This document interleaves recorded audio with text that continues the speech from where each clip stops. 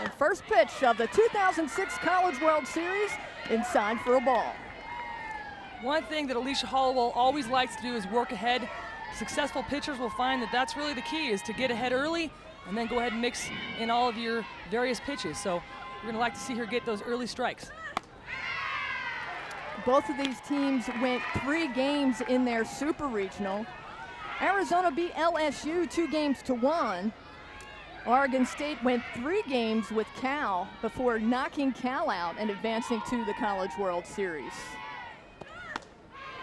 First swing and a miss, 2-1 now. Big, healthy cut by Cambria Miranda on that last pitch.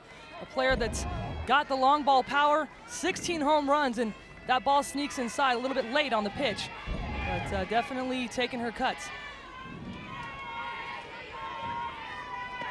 High ball 3. You mentioned Alicia Hollowell being a second-team All-American here in 2006. Miranda yesterday was named first-team All-American, so a great honor for the young sophomore from Camarillo. Big swing and a miss. Hollowell went 2-0 in the Super Regionals, 12 innings pitched, 18 strikeouts. Opponent's batting average, .239. And there have been a lot of strikeout pitchers for the Wildcats, but she is the best among the best, and there is her first strikeout of the game. Miranda taking some pitches early, and at the full count, that ball just gets right by her. You've seen 3 healthy cuts by Miranda, but the pitches just seemed like they were a little faster than she was expecting. When you talk to Kirk Walker, the head coach at Oregon State University, he said, we have a way of hanging around long enough to wear down opposing pitchers. And he said, we've beat this team. We've seen them, we know what they've got, and he was not intimidated by Hollowell at all. Well, it helps when you face a team several times throughout the season, and for these seniors and players in their upper classes, they've faced Arizona, they've faced Hollowell multiple times, so that mystery really is lost. 0-2 now to Mia Longfellow, a second-team All-Pac-10 out of Ramona, California. She hit .333 in the regional, just 2 below her season average. Postseason power, how key is it, those hits, when you get to the regionals, then the Super Regionals, and advance, like Kirk Walker, to the College World Series. Called strike 3 on the outside. So far, so good for Alicia Hollowell. That was a case of getting 0-2 real quick and throwing that outside screwball away to Longfellow. Doesn't think it's a strike, but home plate umpire Sally Walker thinks otherwise. So back-to-back strikeouts for Hollowell. And Adrienne Allo goes up swinging. Hollowell came in with 356 strikeouts on the season. Has 1,700 overall for her career. Allo thought bunt, pulled it back. We talked about timely hitting in the postseason. You see some of the best pitching in the nation at that time. Well, it's tough to get your bat going in the postseason, but that's the championship teams. That's what happens, is they find people through their lineup that can get those clutch hits and go ahead and win those ball games. Little blooper to the right side, and that will fall in for a single. So the first ever hit in the College World Series for Oregon State comes by Adrienne Allo. Allo takes a check swing, looks like it's going to go foul, and almost doesn't even start to run to first base, but on contact, it definitely looked like it was going to have a chance to sneak in, and as it was, drops in there in that little no man's land between first base, second base, and right field. So there is Allo at first. And that will bring up Lisa Allen, who looks at her first pitch strike. Definitely, it seems like Hollowell's game plan is to work ahead. This is the third at bat in a row we've seen her get that quick strike right off the bat. And Oregon State's just got to be careful they're not taking those good pitches early in the count. Allen takes that pitch. It is called ball. 1-1 now to the player they call Boomer. 2-time honorable mention, all Pac-10. Big swing and a miss.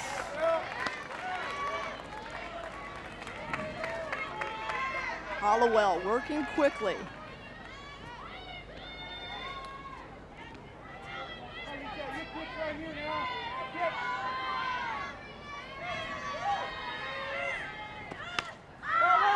Ball popped up. Roth underneath it, and Laney Roth gloves it for out number 3. Caitlin Lowe will lead off for the University of Arizona. Named an All-American, she is part of the hottest hitting team in the Pac-10, herself batting over 400. Turns around, fouls that ball back. Brianne McGowan on the mound for Oregon State. The junior out of Reno, Nevada, first team all Pac-10, has really been the go-to for the Beavers this season. 29-7, 1.30 ERA.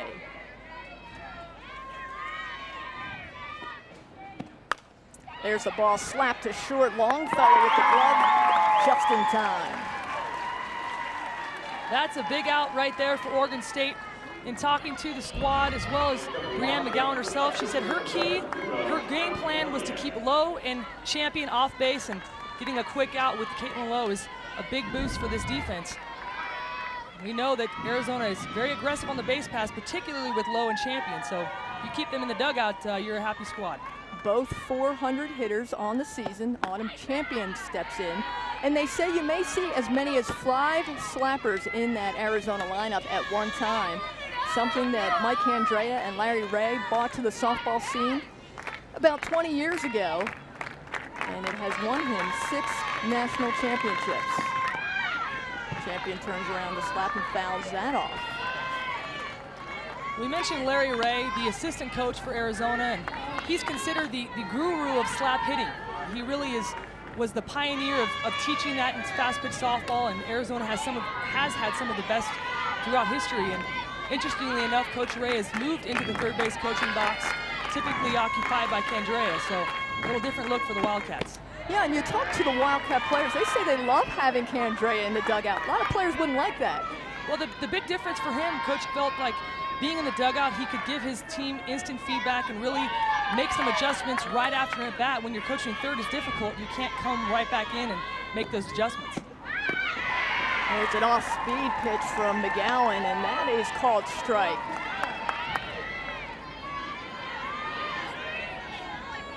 So 2-2 now to Autumn Champion. Taking a look at the Oregon State defense, definitely in a slap defense.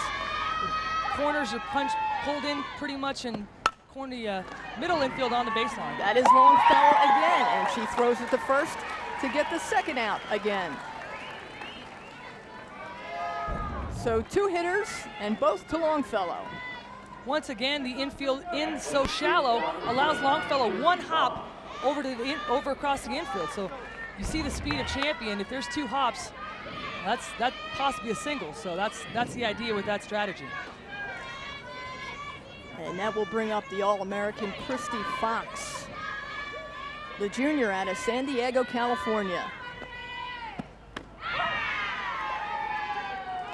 Had a grand slam in Game 3 of the Super Regional and a 2-run home run against LSU.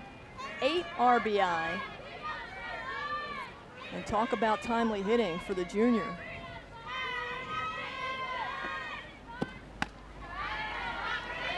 Kristie Fox has arguably been Arizona's hottest hitter in the postseason. She's, like you just mentioned, Tracy, 3 home runs, 14 RBIs in this postseason. So she's getting the job done and pushing those runs across for the Wildcats. The 1-1 pitch inside. Had big shoes to fill, did Kristie Fox, and they love her in the stands, to take over for Lovianne Jung at shortstop. For Mike Andrea and the Wildcats, as this team pursues the elusive championship. Big swing and a miss. Spent some time chatting with Brianne McGowan and asked her what's the biggest difference from last year to this year, and she said it was her screwball. She really worked on getting that inside pitch hard against those righties, and we saw that last pitch to Kristie Fox was a well-placed inside pitch that Fox couldn't catch up to. Outside pitch, liner to Deanne Young, who gloves it for the 3rd out of the inning.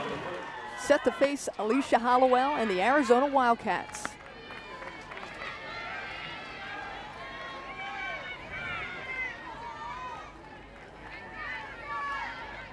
Vanessa Iapala, the senior out of San Diego, California. Ropes this one to the left side.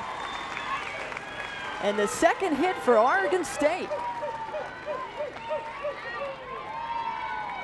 That was a well-hit ball by Iapala. Goes down and gets that ball just almost on the dirt, actually. So a good piece of hitting. Probably not the best pitch to swing at, but a line drive in the left field is certainly a nice result. So Kirk Walker has his second runner aboard.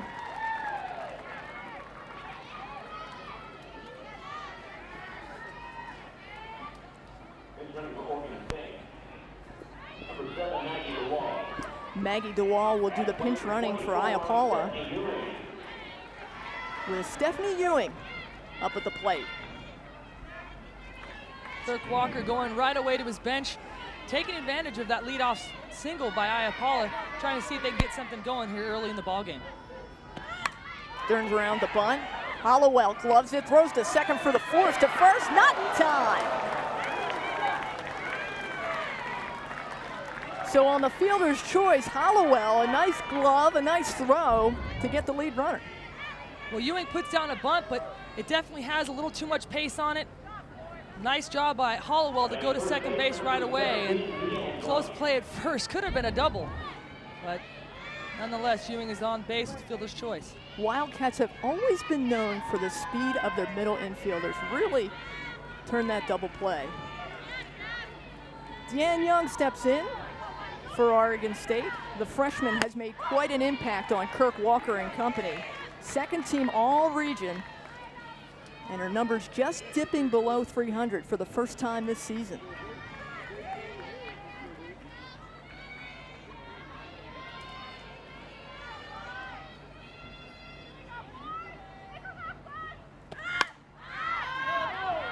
Fouls that back.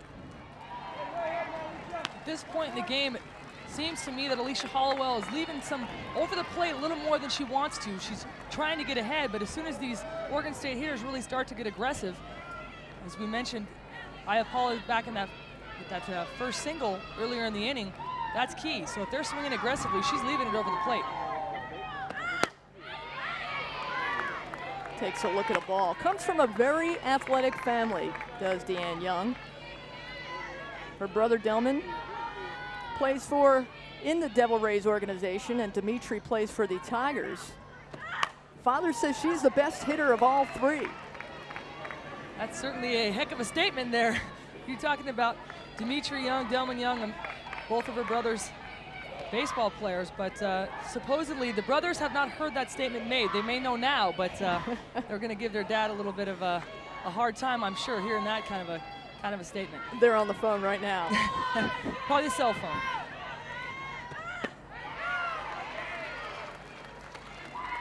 Young looks at the pitch, 2-2 now to the freshman Deanne Young. Stephanie Ewing on first. Deanne Young on the 2-2 pitch. That ball to the right side. And Acton gloves it for the second out of the inning. Well, there's one thing for sure. The Arizona outfield is arguably the quickest in the nation, so it's a tough job to try to drop something in the outfield when you've got Acton over in right field, Lowe in center, and of course Champion in left. They are just speedy as all heck. And right now for Arizona, with 2 outs, they've close to getting out of this inning. Leadoff single could have been disastrous, but so far so good. Brienne McGowan up at the plate for Oregon State, and you touched on a great point, Stacy, because all of these coaches say it's about taking advantage of opportunity, including Kirk Walker. At this point in the season, it's all about the timely hitting. You know, every coach we sat down and interviewed talked about that. You've got to have great pitching, good defense, and timely hitting. That's the magic recipe. And Arizona, of course, we've mentioned several times, has done it 6 times. So they've clearly had the horses to get the job done, and they're going for their 7th this season. McGowan, one of the rare hitters as a pitcher, and she's got a good stick.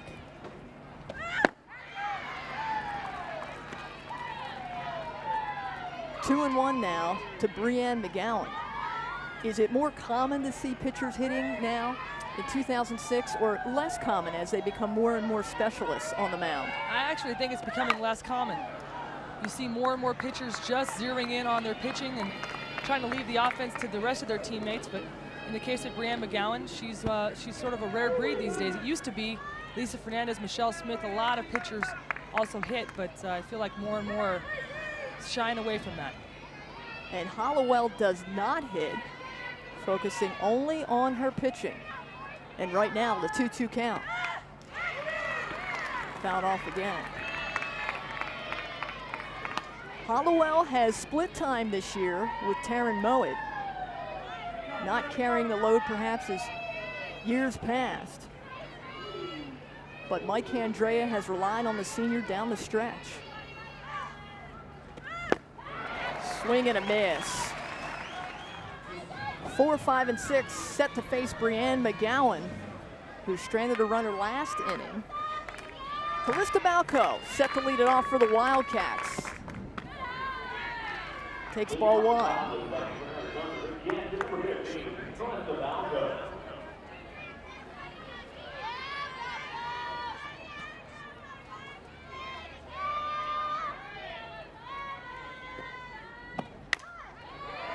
And there's a blooper up the middle, the first hit for the Wildcats off the bat of Callista Balco, who has been hot of late.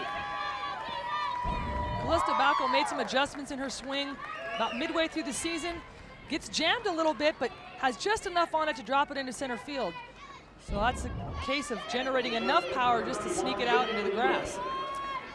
Our Holly Rowe has a little bit more on Callista Balco. Well, Balco was hitting just 105 in mid-March. She had a rainout day, and Coach Andrea said, hey, I'm taking you out, we're gonna work. They went out in the rain to a park and worked for about 5 hours, worked on 6 different swings. And what they came up with is they changed her stride. Instead of her leg striding out at the plate, she just lifts it up, sets it down. It keeps her eye on the ball longer because her head's not moving. It's dramatically turned her numbers around, and she's on base with a hit today. First hit for the Wildcats. There's a ground ball that's thrown to first to 1. Double play!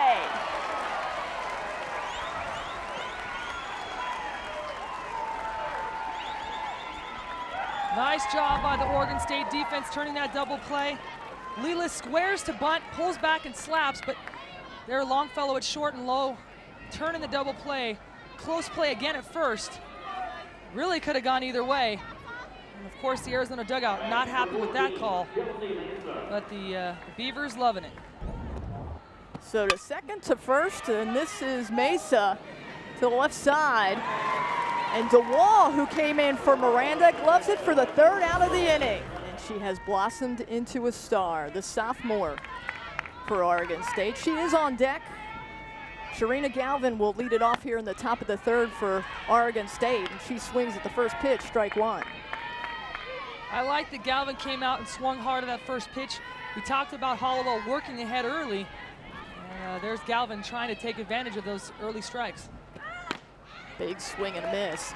Oregon State came out of the season. They had lost 2 after everyone thought they should be in the College World Series in '05, and then they won 27 consecutive games. Kirk Walker attributes that to senior leadership and veterans who just pulled them through the season. They had a group of seniors, that came in this season and just were on a mission. They, like we said, they knocked on the door last year. They won the Pac-10 conference. We're 1 game away from the Women's College World Series last year.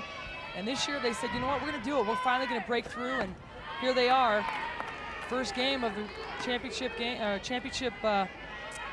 tournament. So it's a pretty exciting time for the Oregon State Beavers. A lot of firsts for this squad. Their first ever Super Regional Championship. Their first ever College World Series. Some aren't phased, but some are just in the moment. There's the grounder to short. Gloved by Fox, long throw, and gets the first down. Cambria Miranda is somewhat of an anomaly in that leadoff spot. She is in the 1 hole for the Beavers, but you look at their school record, and 28 straight wins, as you mentioned, Tracy, was the school record, and I want to say it was close to the national record as well. So they definitely put up some big numbers. But Miranda, again, not the typical leadoff hitter, has got 16 home runs on the year. We didn't see it there in that at bat, but clearly has a lot of potential. Stacey, when you look at Oregon State, is anything typical? I mean, they come back, they lose to Cal in the Super Regional Game 1. They go into a rain delay, and in Corvallis, Oregon, they come back and win 2 consecutive games to knock out a team that has been a permanent fixture in the postseason. And Kirk Walker said, yeah, all along, we did expect to be here. All along, we're happy with Pac-10. We're happy with going into regionals. This was our next goal. Well, I have to say, when Cal beat them in that first game of the Super Regional, I personally thought, oh, well, we're going to see the Bears again here in Oklahoma City. So I, too, was not necessarily a believer. Mia Longfellow, out to Autumn champion. 3 up and 3 down for the Beavers for the first time in this game. You have to talk about the transformation and the progress made by the Oregon State Beavers in the past years, basically as long as Coach Kirk Walker's been around. I mean, it wasn't that long ago where literally they were in the cellar of the Pac-10. They win it last year. They come in, their first Women's College World Series appearance. And I really believe, a lot of people ask, what's the difference? And I think you look at the circle. You look at not just the coaching staff and Kristie Buck and Kirk Walker, but the recruiting they've done with people like Brianne McGowan. She comes in and she gives your team a chance to win. She's got all the tools, all the weapons so far. She's looked pretty strong. And she's obviously made a huge impact on this program. Mow it, ropes it foul down the left field line. Yeah, there is a new feeling in Oregon when it comes to Oregon State. It's not the, okay, 2 wins on the schedule anymore. It's, oh my gosh, I hope we beat them. And of course, they had beat Arizona earlier this season, dropped 2, but a newfound respect for the Wildcats.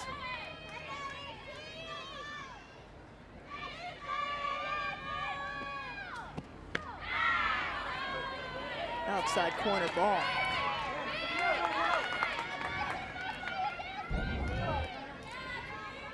That curveball on the outside corner is just off the plate, so good call there by Sally Walker back behind home. And part of the early innings, it's important to start establishing that strike zone, and hitters and pitchers alike need to get comfortable with what the home plate umpire is calling. And if she's stretching the zone so far, Walker's been very consistent. And so McGowan and company need to be very aware of that and work their pitches accordingly.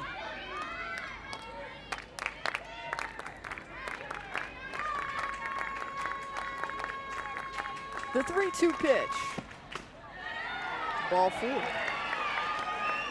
The first walk given up by Brianne McGowan.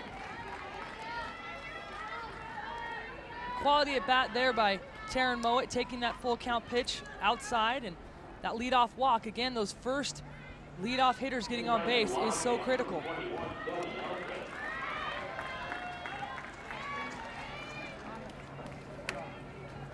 Kelly Nelson will do the pinch running for the Wildcats for Taryn Mowat.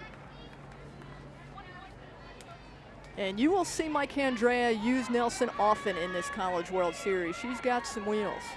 An interesting story about Kelly Nelson, a player that Coach Candrea recruited from the U of A women's soccer team. So did not play softball up until her senior year, and came out and has scored 14 runs on the year and has been pretty much the first person out of his dugout on the base paths.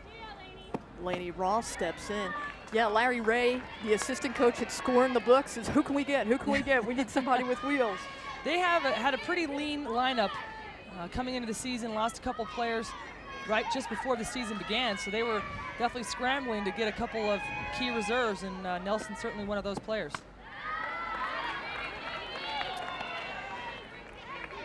Let's check in with Holly Rowe. Well, guys, it's an unusual story how Larry Ray actually found Kelly. He went to the sports information office and said, I need all the media guides for any sports that don't play in the spring. So, of course, he got the soccer media guide. He went through, read the bios to see who had any softball experience in high school. And then he went out and called the girls and said, hey, would you like to come out for softball? And here Kelly is now in the College World Series. That is one heck of a turnaround there. She's out on the soccer pitch, comes in, gets a chance to compete with obviously the perennial powerhouse Arizona, and now she makes a trip to Oklahoma City. So that's one heck of a whirlwind for the senior. Everybody's now starting to take out the media guides from other teams. Who can we get? 3-1 now to the freshman Lainey Roth.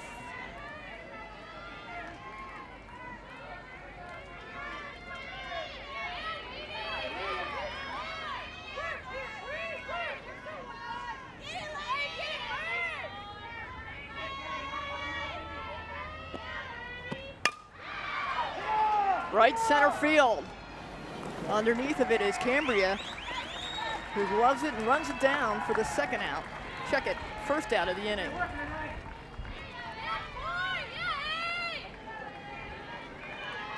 Well, pop-up in that situation is certainly not what Arizona wanted. With good speed at first base and no outs, they were hoping to at the very least, advance Nelson to second base, but still with one out now, Arizona yet to advance the runner. Early afternoon here in Oklahoma City, Oklahoma. Game 1 of the Women's College World Series. The number 9 hitter, Adrian Acton, steps in for the Wildcats. Now we hit Arizona's speed part of their lineup. Adrian Acton, a slapper in the 9-hole, then of course Caitlin Lowe on deck, and following her is Autumn Champion. So Oregon State defense can be put to the test here. And there is the shot to short. Longfellow to second. He gets the sure thing.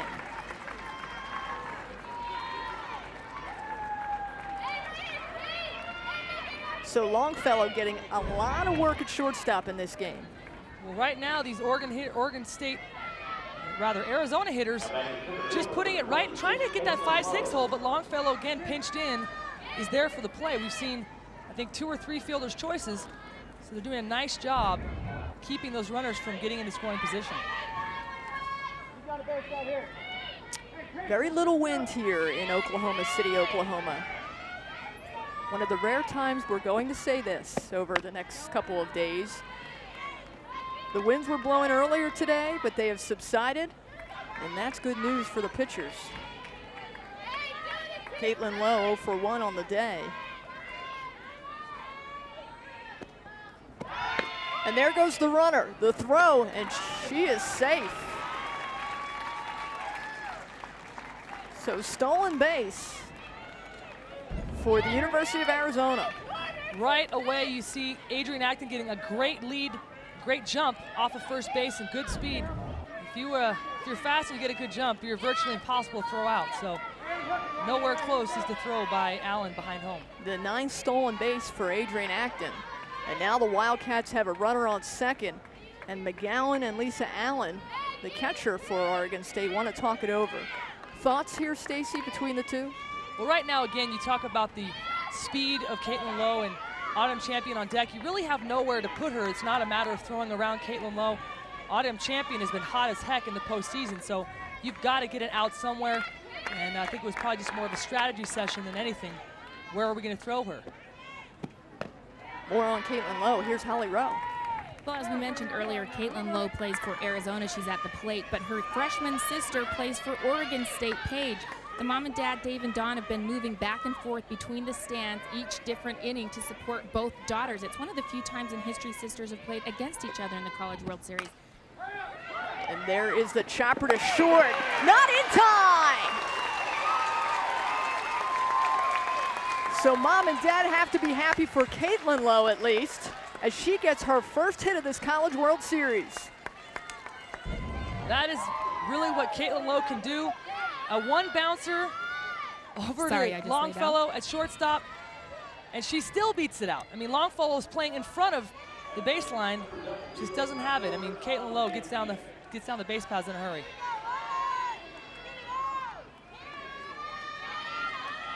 A lot of foot speed for Caitlin Lowe. That is her 72nd hit of this season, and that's Autumn Champion. There goes Lowe. They cut it off, and Arizona now has runners at second and third in the third inning.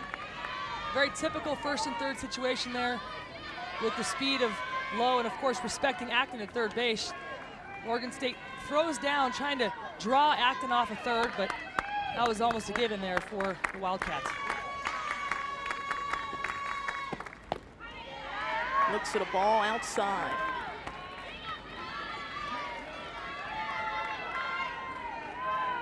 Champion, the great number 2 hitter.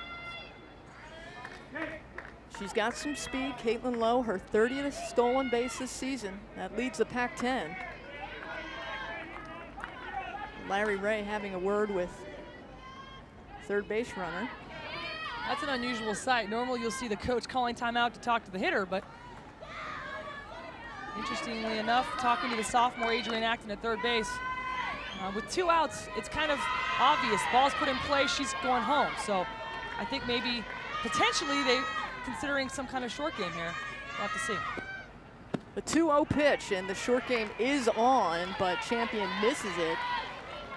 And that is the first strike against her.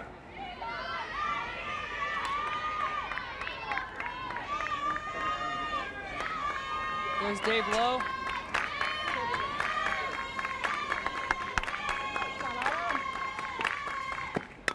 The chopper to short. This is going to be close. There is no throw, and the Wildcats put the first run on the board. RBI for Autumn Champion. Arizona right now is showing why they say speed kills. A high hopper to Longfellow, no chance of any play anywhere. Again, with that speed on third base, on the bat, on contact rather, Acton coming home. So Arizona doing what they do best, manufacturing runs. The 16th RBI of the season for Autumn Champion. And that will bring up Kristie Fox. Sends it to center, and that will fall in. And another run scores. So the Wildcats get 2 here in the third, and there may be more. Inside pitch gets jammed a little bit, but Alo coming in hard, thinking about laying out for that one. And I'd like to see, honestly, in that situation, the ball was dying. I think she had a chance to die for it, at least make that extra effort. But instead, the ball drops in, and another run for the Wildcats. You are an all-out type player anyway. I think if you weren't a catcher, you'd be out there diving all the time. Well, I don't know that I'd be in the outfield, but certainly I'd like to see in this situation make that a little extra effort. I mean, I don't think if it drops in, it's not going to go too far beyond her. So would have liked to see a little bit of more aggressive play out there on defense. Callista Balco, who singled her first time up, hoping to add to the Wildcat 2-0 lead. They are the top hitting team in the Pac-10 Conference. A .317 average as a team.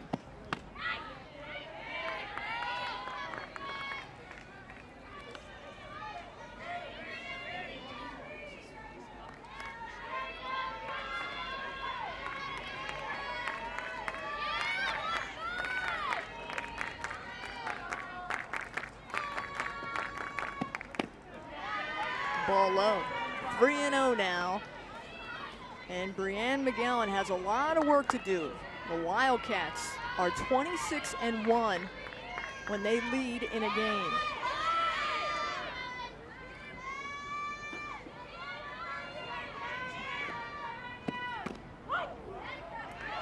Strike call. So if you're McGowan and facing Balco, who singled off you the first time up, you've got runners on first and second. 3-1 count. That's the objective right now. Well, the objective is to get out of this inning. And there's the grounder to third, and she does just that. But not before Arizona pushes 2 runs across.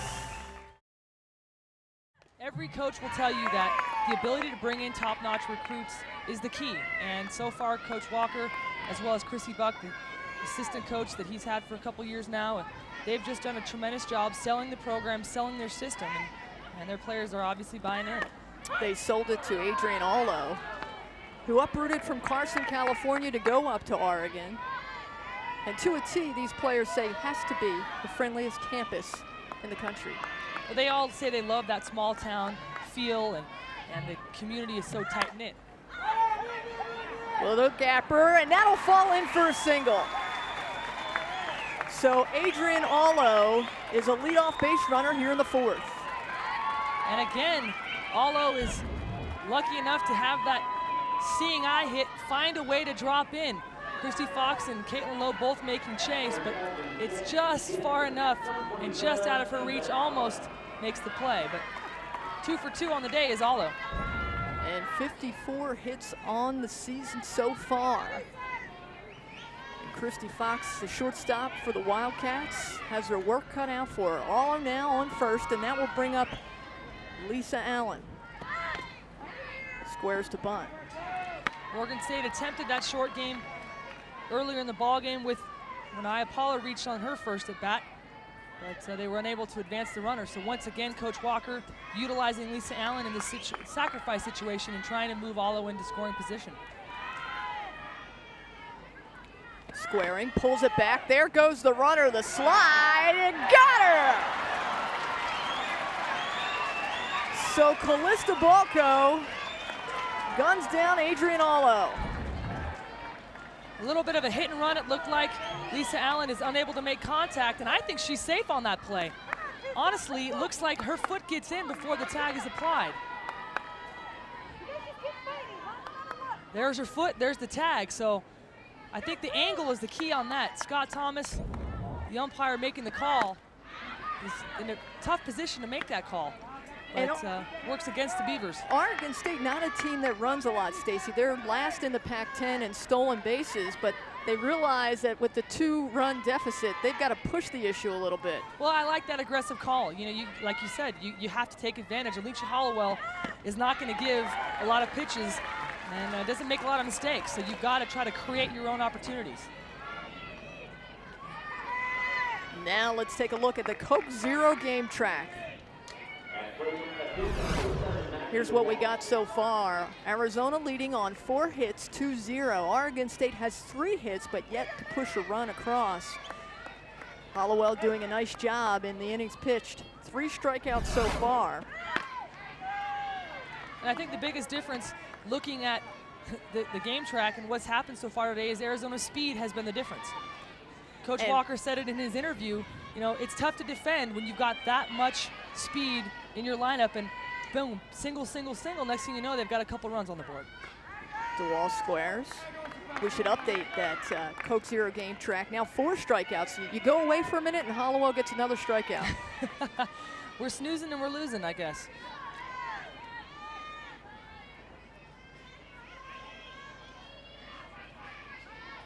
DeWall. Late swing. It seems like a lot of these hitters, Stacy, for Oregon State are late with Hollowell. How fast does she throw, and is she difficult to catch up to? Well, Hollowell's got pretty decent speed. I'm not going to say she typically blows it by hitters, but to me, it's kind of a nerves thing. They're just a little anxious and maybe trying to be too picky and making a decision a little bit later than they'd like to against Hollowell. I mean, she's putting it over the plate. They're just not making contact.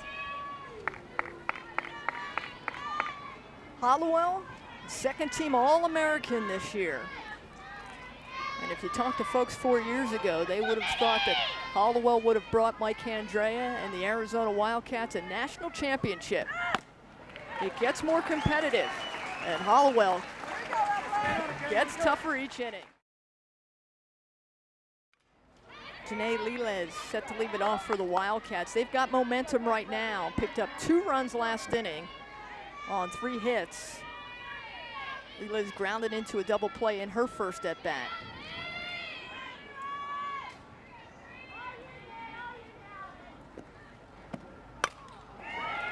To center field. Alo comes in and gloves it for the first out of the inning.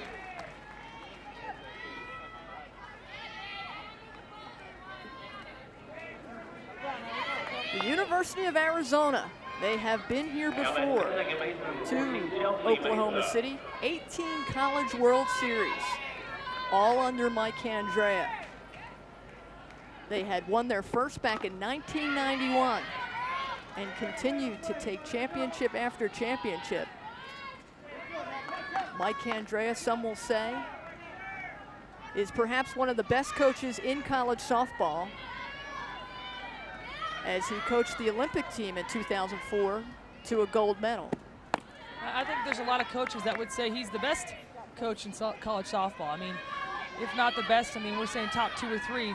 Certainly his record and his statistics speak to that, but you look at the number of national team players he's produced and All-Americans, he's just a great teacher of the game, and certainly his teams know how to compete at the end. And our Holly Rowe has more on Mike Andrea.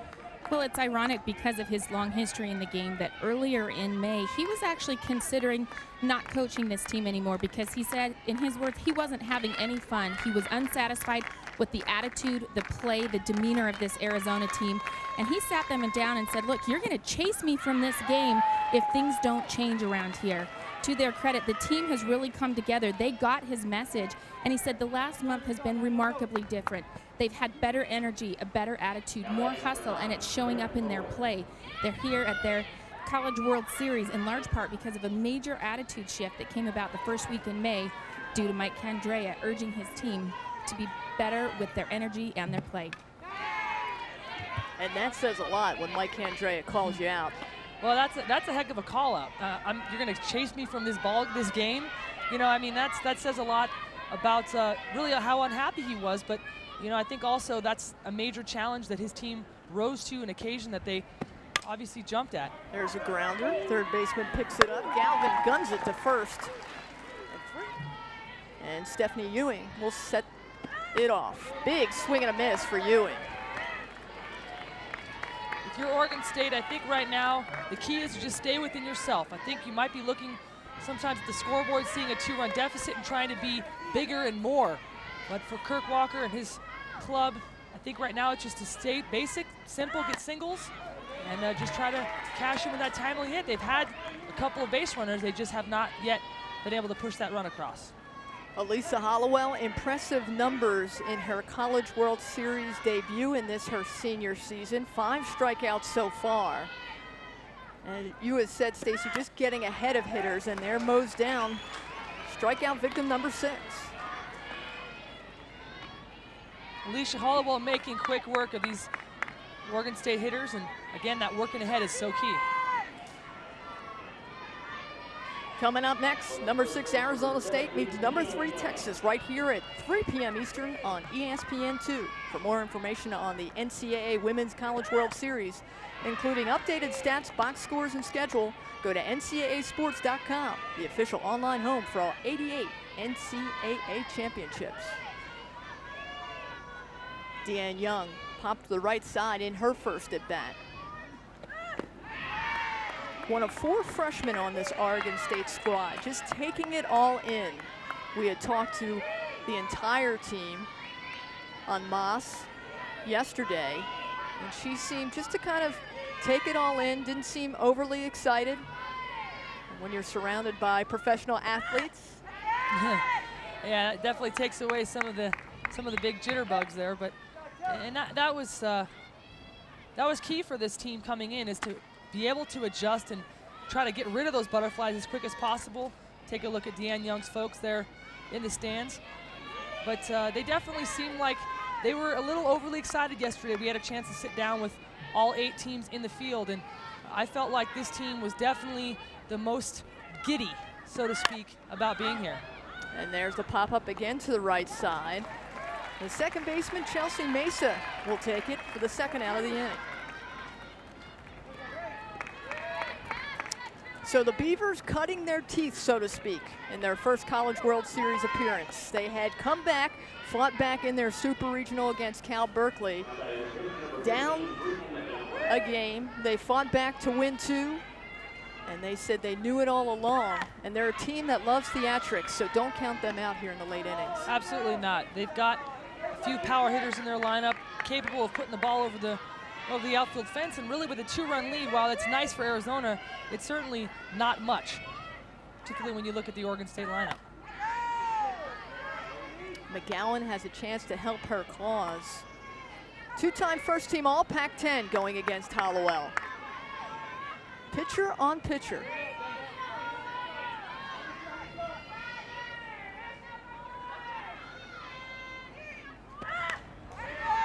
Foul back. When you made your first College World Series appearance here in Oklahoma City, did you just take it all in, or did you try to just phase it all out? Well, the challenge is to phase it all out. I mean, that's true of playing any game at the highest level, whether it's the World Series or the Olympics, is you just got to simplify. Play the game you've played hundreds and hundreds of times and not make it bigger than it really is. And I think that's where the experience, the teams that are experienced, have that extra edge. The Arizonas, the UCLAs, the Texases, for that matter, that have been here before and know what to expect. They don't get caught up in all that, overly caught up in the excitement of what this tournament is. Big shot to the left side. Is that fair? Home run! Brianne McGowan.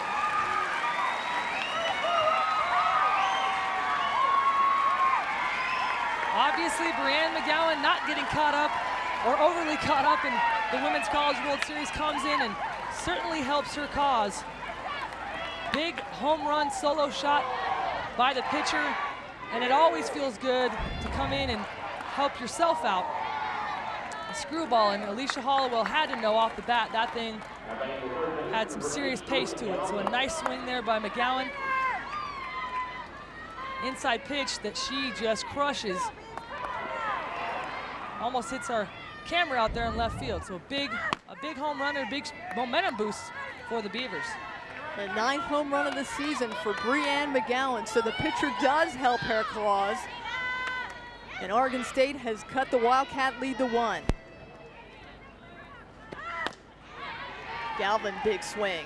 They are certainly taking their cuts at Hollowell. No doubt about it. From the very beginning of the ball game, I know Miranda struck out swinging in that very first at bat of this game, but she took her cuts, and her teammates have really followed suit ever since.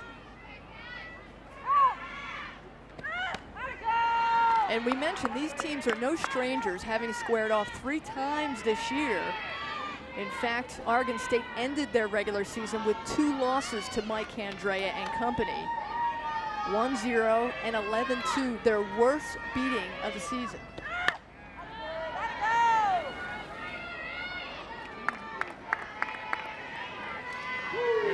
Kirk Walker had said, we know what they have. There's no surprises. They're in the Pac-10. It's just a matter of execution. Absolutely. They know what the offense brings, and they know what Alicia Hollowell brings. They know her pitches. They've seen them. They've swung at them. They've hit them. All those things certainly work in their advantage.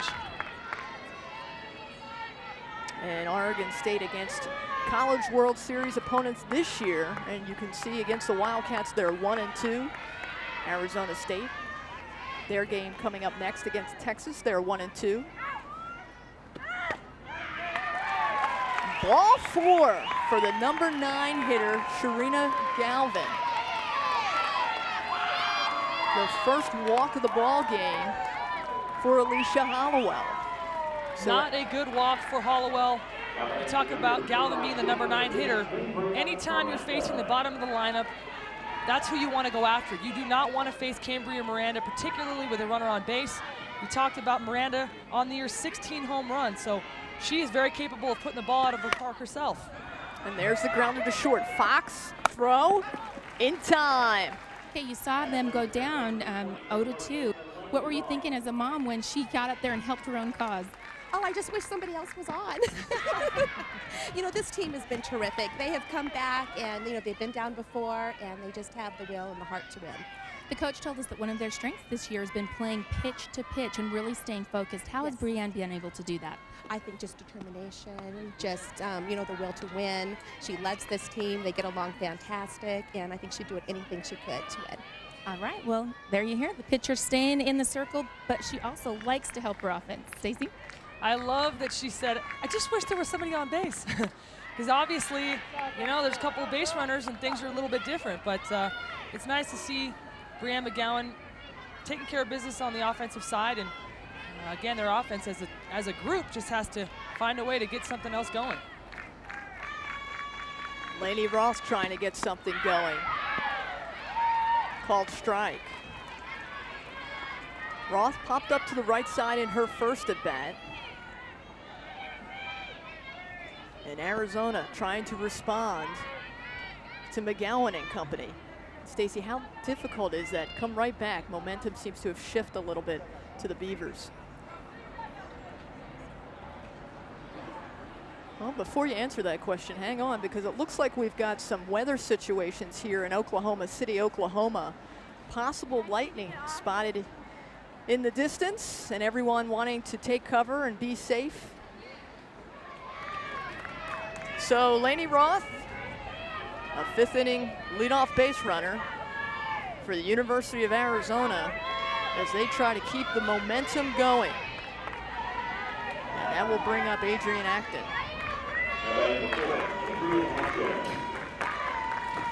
Acton scored a run, turns to square, strike called. this is the part of the order for Arizona that really got things going that first time around. You saw Adrienne Acton get herself on base with a fielder's choice, and then things started happening. She advanced to second on a stolen base, and the rest is history. 2 runs on the board for the Wildcats. This is the 4th meeting of the season between these two teams. Arizona won 2, Oregon State won 1. McGowan has faced the Arizona Wildcat hitters. This is her 3rd time. The 0-2 pitch. Ball 1. Definitely a close pitch to be taking if you are Adrienne Acton. The Oregon State dugout definitely wanted that pitch, but she's still in this at bat. Chopper, and that finds room. And there's a single for Adrienne Acton.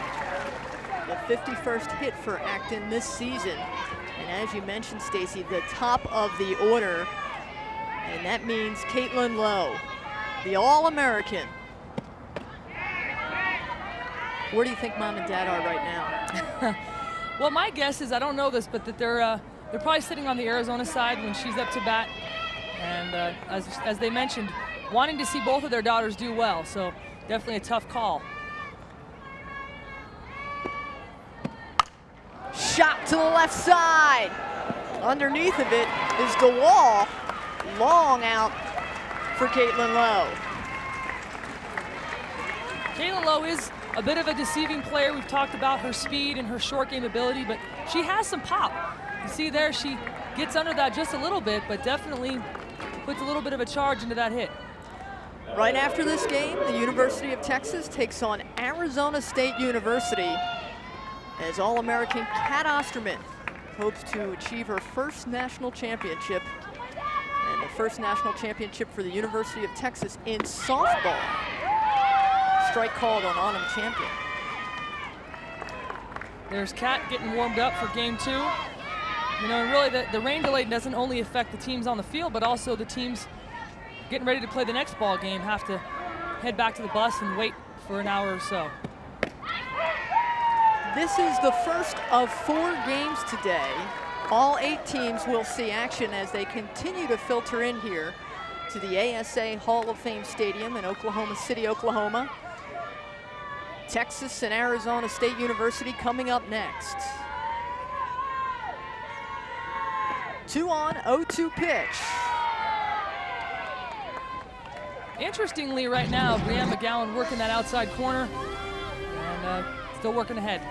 Lots of games today. Arizona State taking on Texas. Later tonight, Alabama and Northwestern, Tennessee and UCLA. That'll round out the day for day 1 of the College World Series. 4 Pac-10 teams in this College World Series. It really speaks to the dominance of the conference. 2 out here today. The Pac-10 has been strong historically, and a lot of people talk about how things are changing, and you're seeing the SEC emergence in the Big 12. But still, 4 teams in the World Series, to me, speaks that the Pac-10, regardless of what anybody wants to say, still is the dominant conference today. Champion. A very good eye as the count evens to 2-2. Well, Stacy, I gotta think the University of Michigan and the Big Ten may beg to differ with the Pac-10.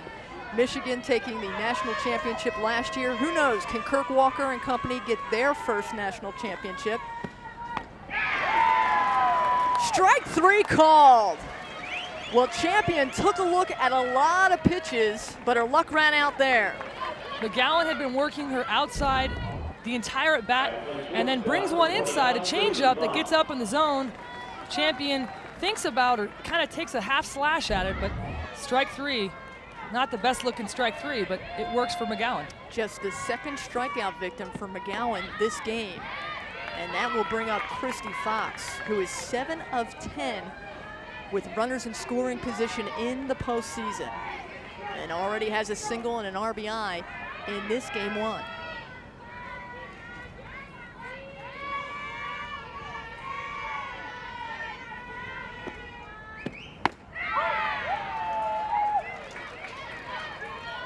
And just before the rain delay happened, Tracy, you and I were talking about Arizona coming right back after that McGowan home run and creating some momentum. Well, they have a chance here. You wouldn't know it with that hour break, but definitely have a chance to get something else, get another couple runs, and increase their lead a little bit. Strike two. So McGowan testing the waters a little bit and going outside to Kristie Fox. That was a nice off-speed pitch, and as this game wears on, McGowan's going to have to utilize that changeup more and more. These hitters are too good to just keep nibbling on the corners. You got to mix that off-speed in as well. The 1-2 pitch. Big swing, big miss, and big out.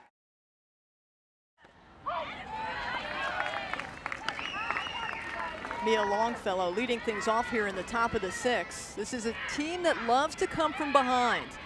They beat the University of California, Berkeley after they lost the first game, won the next two in the Super Regional to advance to the College World Series. And if there's a place in their lineup they want to be, it's right here, Mia Longfellow. We're at 2, 3, 4, right in the heart of their order. And granted, facing Alicia Hollowell is a tough task, having a good day on her own right, 6 strikeouts, but this is the Beavers' chance this inning. Pops that back foul. You go through that rain delay, and how do you stay loose as an athlete when this is perhaps the biggest stage you've had this whole season, and the stakes are very, very high, especially if you're Oregon State making your first appearance? It's the toughest thing as an athlete, in my opinion, is that start and stop kind of thing. You get warmed up, you just get into a flow, things are feeling good, you're comfortable, confident, and then it starts to rain. So I think both teams really have to come back and try to regain that momentum, get that fire in their belly again, and come back and try to make something happen. Now, during rain delays, we know it was raining a lot here in Oklahoma City, but would you try and find a dry area, maybe take some swings or throw the ball just to stay loose? Possibly. You know, I don't know exactly where they went during that delay, likely a bus or possibly in some kind of an underground, there's some areas here to take shelter, but either way, you got to come out and get your fire going one way or another. Well, Longfellow's fire was just put out by Alicia Hollowell, her 6th strikeout of the game. An hour and 35-minute rain delay. And Nancy Evans sending the signal in to Callista Balco, who sends it to Alicia Hollowell. And then the pitch.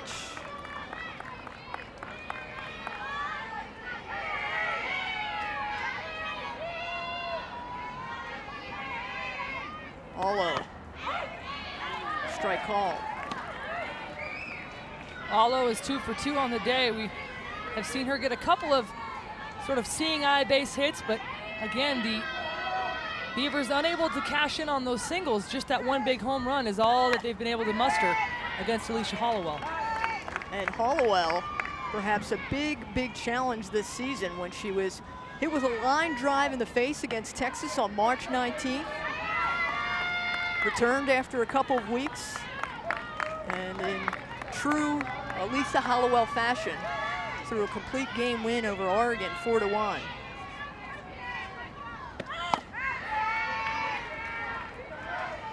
Has been working in tandem with Taryn Mowat, has Alicia Hollowell, and this has been her biggest challenge of this game in Adrian Allo. The 2-2 pitch here in the 6th. And the 3rd single of the game for Allo. Adrian Allo has found a way to get herself on base today with 1 out. It's a good time here for the Beavers to potentially cash in. We showed that stat of her home run prowess, but she's taking care of those base knocks today. That's been her thing. And here's our Holly Rowe with more on Alicia Hollowell. Well, Mike Andrea of Arizona had a different approach this year. He felt that coming into the postseason the last several years, Alicia Hollowell was tired. She'd pitched about 80% of the innings throughout the course of the season. So this year he tried a different approach, as you're talking about, Stacy. Taryn Mowat came in. She's the first 20-win winner playing with Hollowell, as we see a hit there and an out at first. But he said it's made a big difference. He noticed how much more fresh Alicia Hollowell is. He may ride her the whole way here in this College World Series. He thought it's a different approach, but one that he was willing to risk because he thought a fresher Alicia Hollowell would be a better Alicia Hollowell in the postseason. She went 2-0 in the Super Regionals and has come in fresh this game as Oregon State puts runner now in scoring position with the sacrifice. That is Alo now on second. And hoping to tie the score. The go-ahead runner at the plate.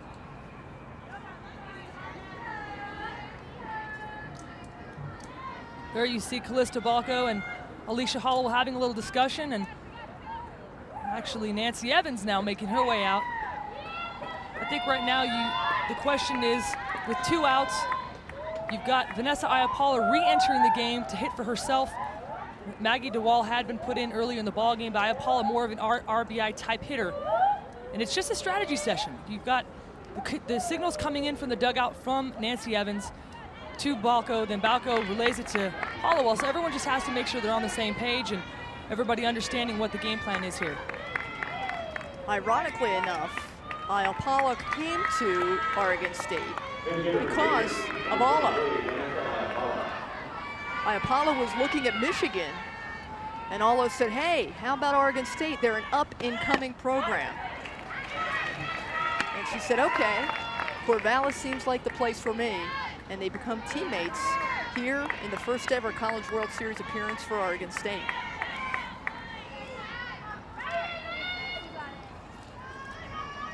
The 0-1 pitch, ball on the outside.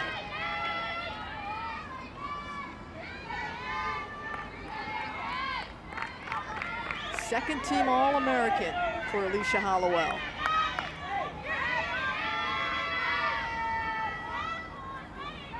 Going up against the senior, Iapala. That is just pure speed up there. She definitely seems to kind of be jumping back where she was, throwing it right by these Oregon State hitters. Good swings put on the ball, but a little bit underneath it. And I wouldn't be surprised with that in mind if we see a rise ball thrown in this situation.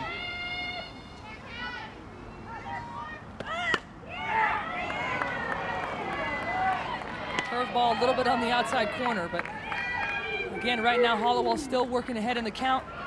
That was the 1-2 pitch. Now we're knotted at 2-2, and that's so important to her style of pitching, to work ahead and get a couple of quick strikes. Then she can mix her off speed and her rise ball and all the other stuff she's got in her arsenal. Inside, fouled back. Oregon State has had a runner on in every inning but one. They came out and threatened early in the first, had a runner on in the second, went 1-2-3 in the third, a runner on the fourth, fifth, and now in the sixth. And as you said, Stacy, it was about taking advantage of opportunities, and Iapala has a big one right now.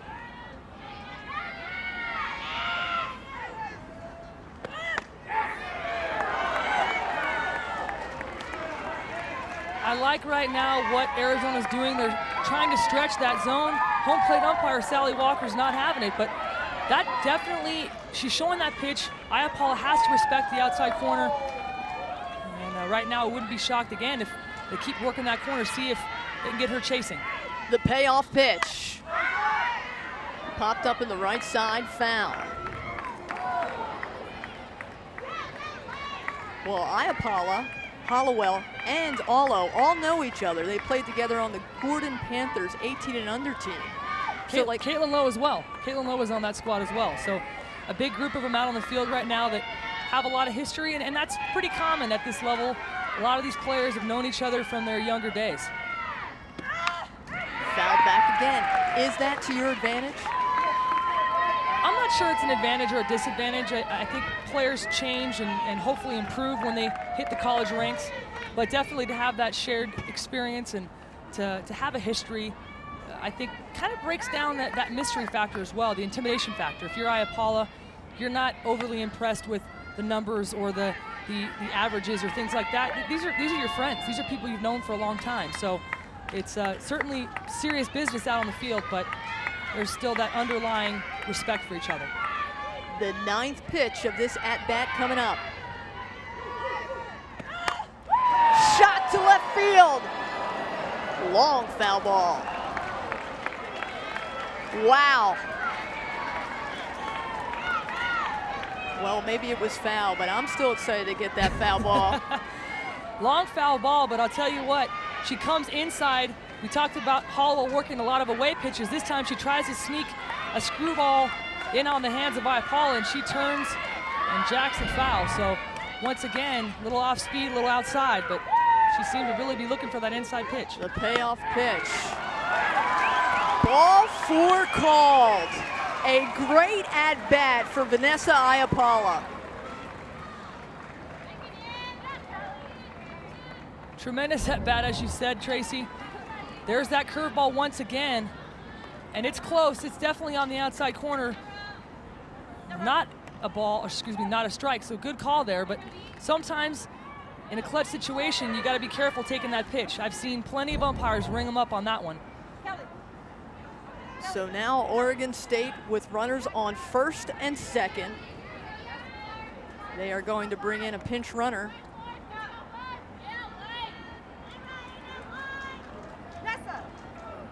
And a little confusion out there on the ball field. Looks like Kelly Roberts started to come in, thought about it. I think what it was, maybe a little communication, because Iapala had already come out of the ballgame. We talked about he put in DeWall the first time around when she reached base. She played left field. They brought Iapala back in. So if Iapala does come out a second time, she's done.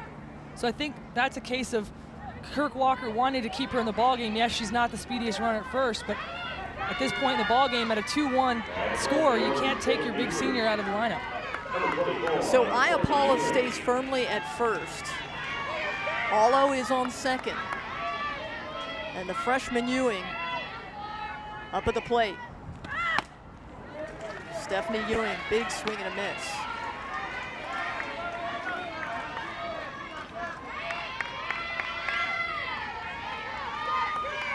Batted just .250 in the regionals. Has 20 RBI on the season. Strike 2 call. Tough call there. I don't agree with that call. That ball was definitely low, seemed to be inside as well. So a quick 0-2 for Alicia Hollowell. Once again, working that low screwball. And the senior, sure she'll take any of those breaks she can get. 0-2 pitch on the outside. Oregon State not known to run on the bases. They are last in the Pac-10 conference in stolen bases, just 42 of 56 coming into this game. The go-ahead run is on first. Pop back.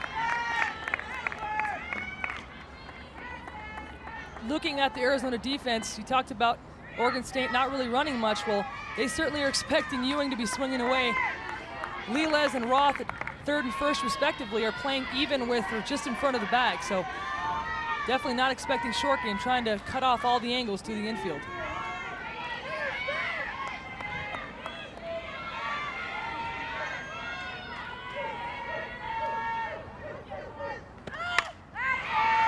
Stephanie Ewing just sticks out her bat. Nice defensive swing there by Ewing. And that's really what these kinds of at-bats are about. When you get behind in the count, sometimes you got to battle those pitches off and hope that Hollowell or whoever it is pitching misses, but she stays alive. We're in Oklahoma City, Oklahoma. Women's Softball College World Series Game 1. They came from the Pacific Northwest. They came from the desert to watch Oregon State take on the University of Arizona. All 8 teams that made it into the College World Series will see action today.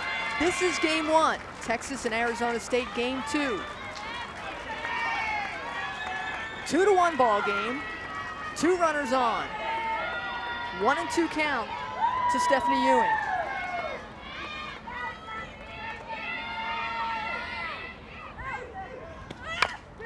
Chopper, Hollowell rushes it, the throw, not in time! And the tying run comes across the plate. Oregon State has tied this ball game.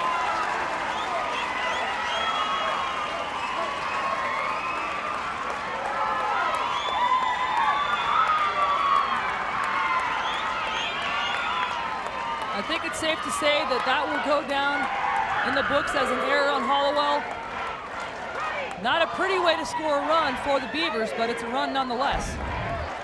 Ewing takes a full cut at it, and it's what I call a swinging bunt drops out in front. And just Hollowell doesn't get her elbow high enough and just kind of throws the rise ball over to first base. And of course, that's going to bring around Olo for the tying run. So a big break there for the Beavers. So the never say die Oregon State Beavers have tied this game against the University of Arizona. The go-ahead run is on third. Runner also on first. And Deanne Young up at the plate for the Beavers. Paige Lowe will go ahead and run for herself at first base. She is the DP, or in the flex position, playing defense, and can come in on the offensive side if need be. So gives them a little bit more speed over at first.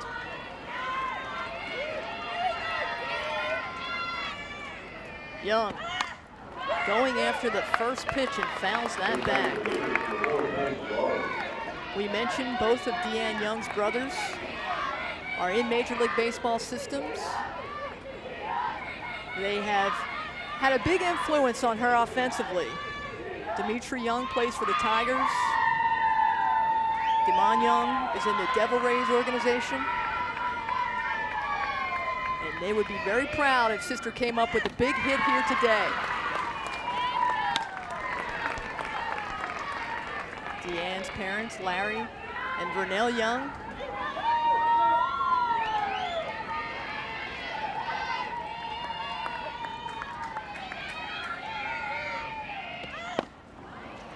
That was Alicia Hollowell's 100th pitch, and other than that last swing, I was going to say that it really seems to me that Oregon State's doing a nice job of really being selective, not swinging at the stuff out of the zone, but waiting for Hollowell to miss and taking advantage when they can.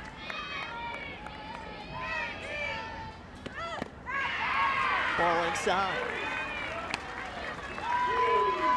Liz DeBalco getting her work back behind home plate. Nice job by the catcher, keeping that ball in front.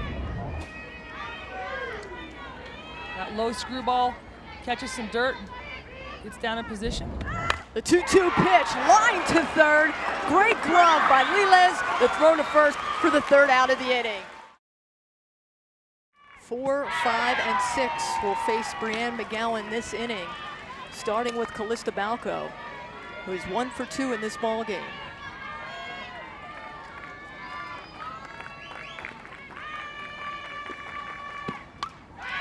Fouls that pitch back.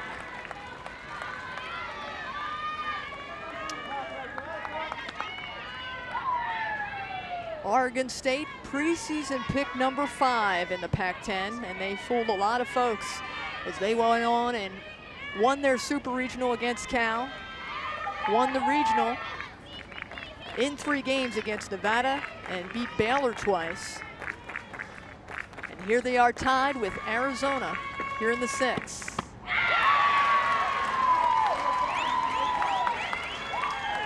Some defensive changes for the Beavers in left field. Back in left field is Cambria Miranda. Center field is Adrian Allo. And then moving into right field is Ingrid Lochelt.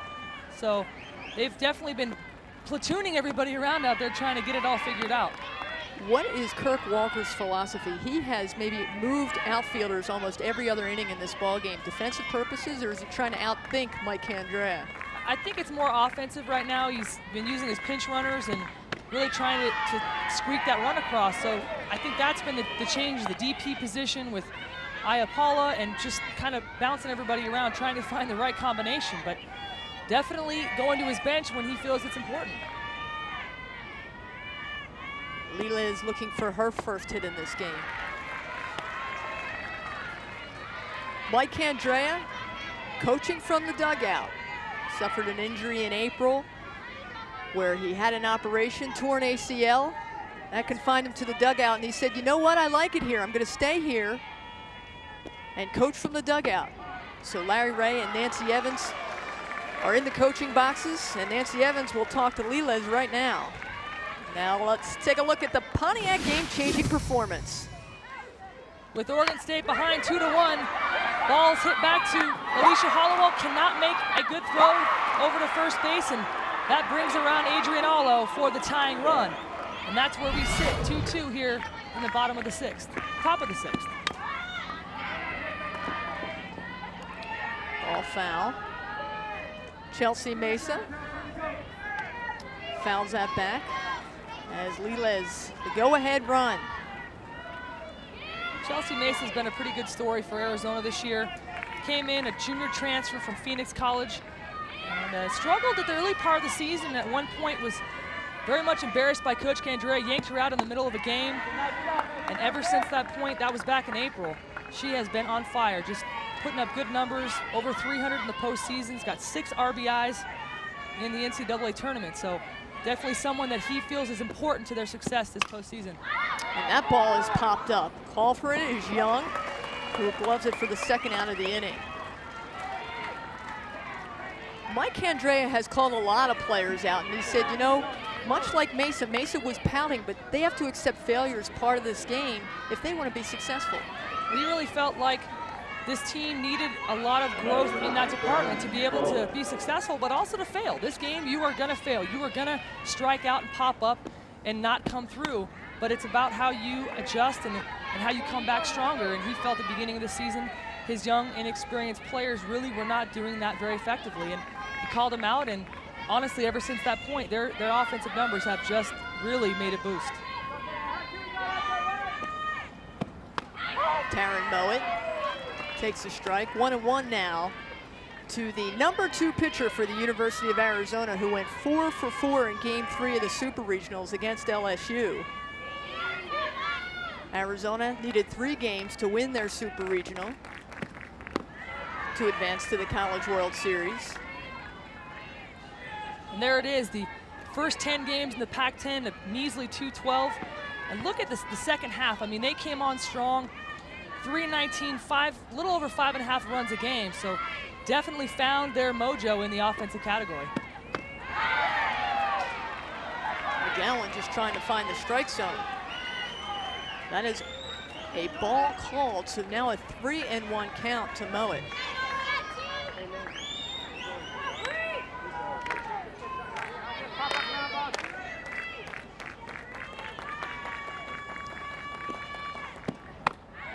And ball 4.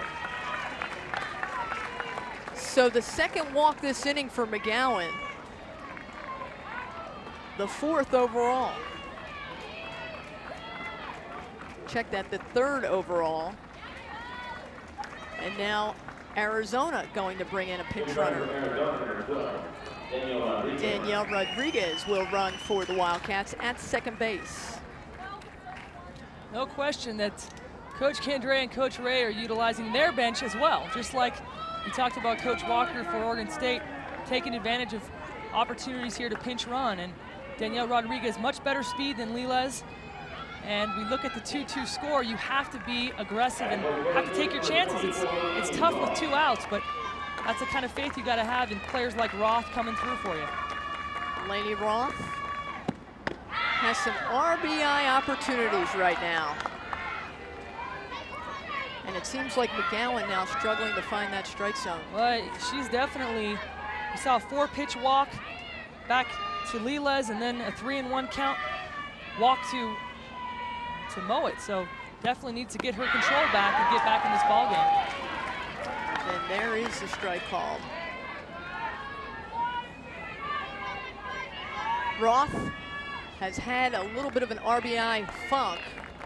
Only 2 since March 26th. That will all be wiped away. She gets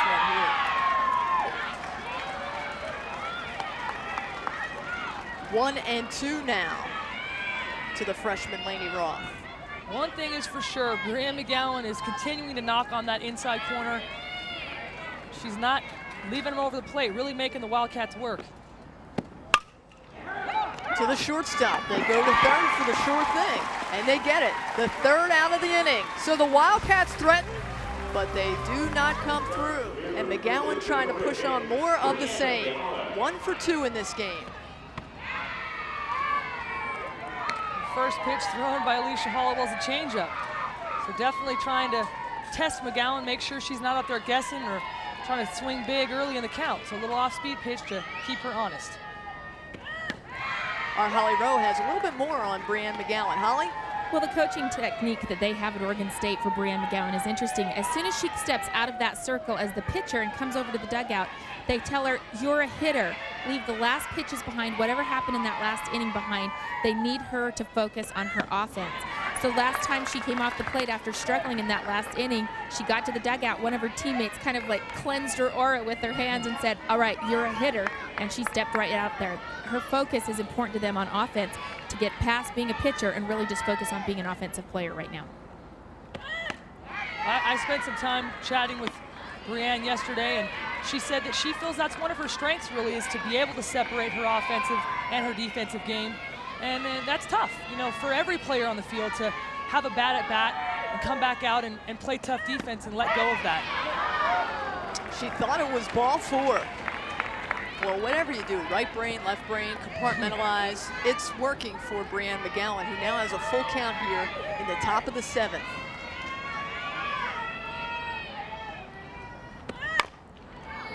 Grounded that ball foul. Kirk Walker happy that his veterans stuck behind him. He's got 6 seniors, 5 juniors. McGowan, one of the 5 juniors. And they had a mission. Enough with regionals, let's get to the College World Series. Ball 4 to Brianne McGowan. Kelly Roberts, a pinch runner for McGowan at first. She represents the go-ahead.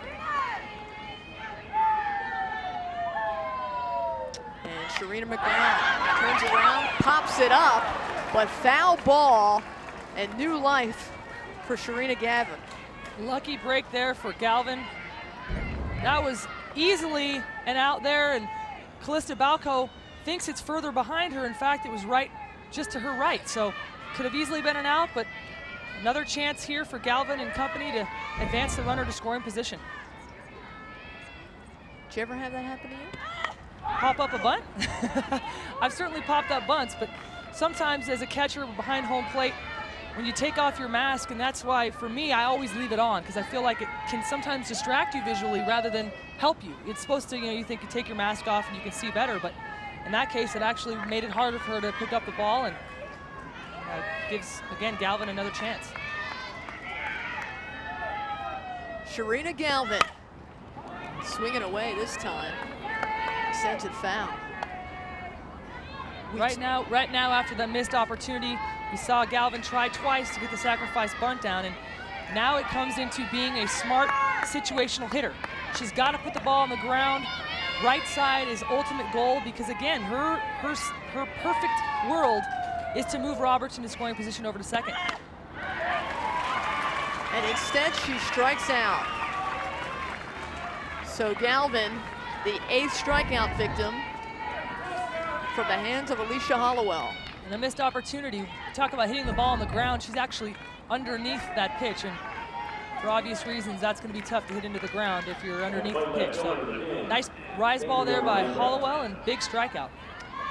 And that will bring up the top of the order for Oregon State. Cambria Miranda, who goes after the first pitch and sends it to the right side. The right fielder, Acton, calls off Chelsea Mesa.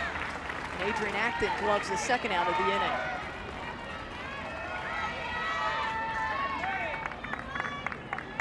Another big out there for Alicia Hollowell.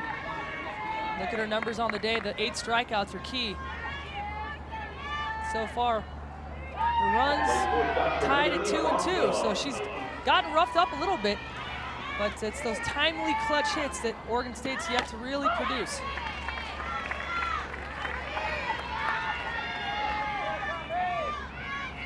Mia Longfellow, 0 for 3 on the day, all of 5 foot 1 inch.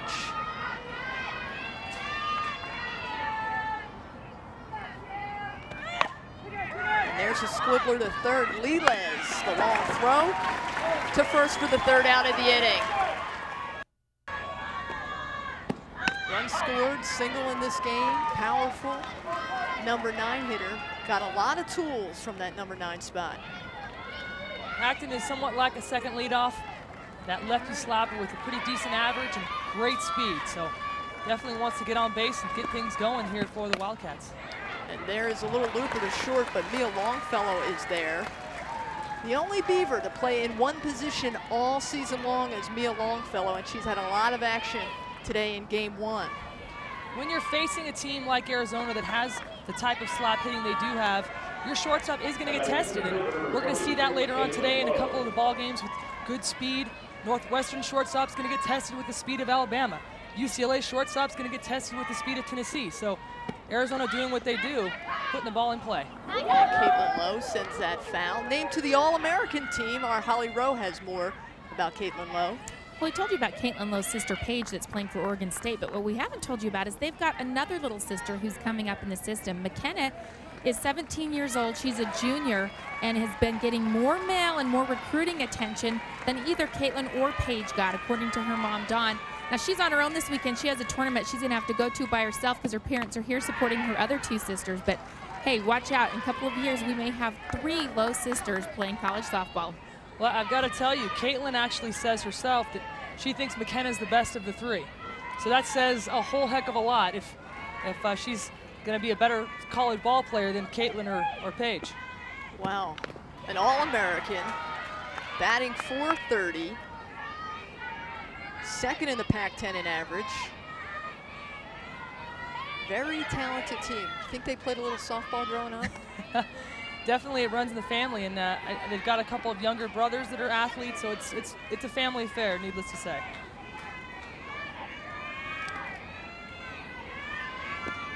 The 0-2 pitch. There's the chopper. Back to the pitcher, McGowan. Quick throw, not in time. There's the speed of Caitlin Lowe. Her second hit of the ball game. Caitlin Lowe comes to the box and gets a mishit ground ball back to McGowan, and it's not often you're going to see someone get an infield single back to the pitcher, no less. But that's the kind of speed we're talking about with Caitlin Lowe. Her 73rd hit of this season. Yeah, pitcher's what, 43 feet away? Good Lord. Unbelievable. Autumn champion now. Trying to get her second RBI of this game. 1 for 3. A single and an RBI. Mike Andre and the Wildcats have 3 hitters that hit above 400. Lowe, champion, and then the on-deck hitter, Kristie Fox, are the 3 above 400.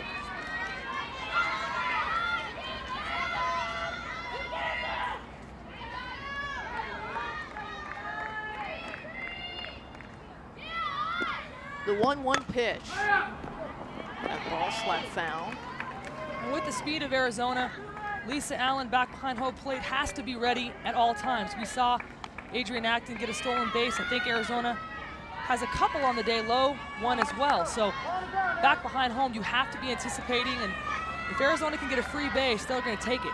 Very aggressive on the base paths, and the catcher always has to be paying attention to that runner as well as focusing in on the batter. The Wildcats were 3rd in the Pac-10 in stealing this year. Caitlin Lowe coming into the ballgame, 29 of 31, and Mike Andre will tell you he recruits speed. I think more and more coaches are doing that. They're realizing that this game, as much as power is become a speed game. You see lots and lots of slappers throughout the lineups, and I think this week the teams in this field are going to show that the short game is alive and well in fast pitch softball.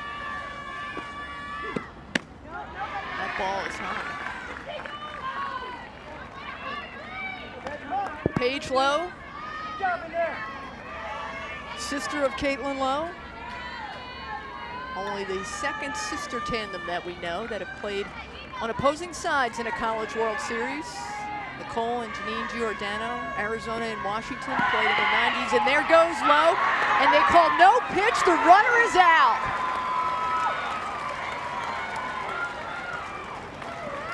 So a turn of events for the Wildcats as Caitlin Lowe is called for leaving the base early. First base umpire Scott Thomas, his job is to watch. She can't leave before the pitch is delivered, and there it is. She definitely leaves early. Good call. And I'll tell you what, Arizona is known for being aggressive in that factor and kind of testing a little bit. Make sure those umpires are doing their job. And And that's a good job there by the first base umpire and a nice aggressive jump. With 2 outs here now for Arizona. A little bit of a rally killer, needless to say. The 2-2 to Champion, who will chop it to the shortstop. Longfellow's got to throw it quick. No dice.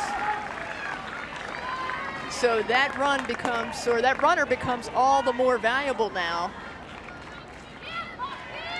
And now Champion instead is the lone runner aboard here in the bottom of the 7th. Those are the little breaks that Oregon State has to take advantage of. Of course, they'd love to get out of this inning and come back at the bottom of the 7th and generate some offense, but right now Arizona's right in the heart of their lineup. Kristie Fox, perhaps the heart and soul of the Arizona Wildcat lineup. 2-run home run and a grand slam in Game 3 of the Super Regional, a game which they won against LSU. Turns on that and sends it foul. Fox, 15 home runs, 63 RBI. That leads the team.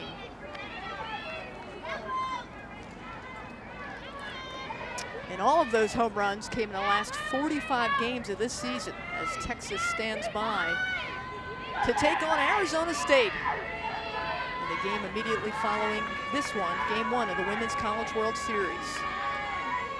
The 0-2 pitch to Fox.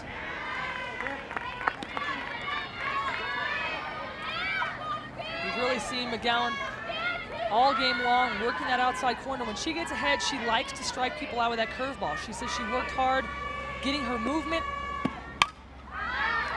and that curveball has been really vital all afternoon long.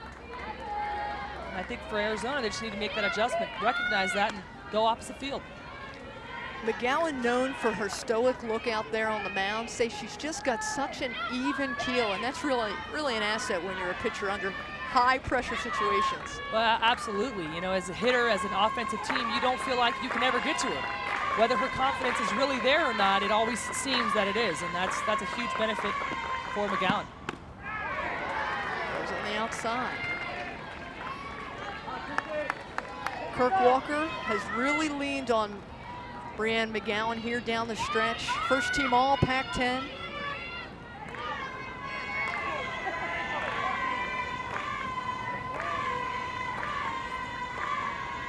The 2-2 pitch. That ball is foul as the Texas fans start to pour in.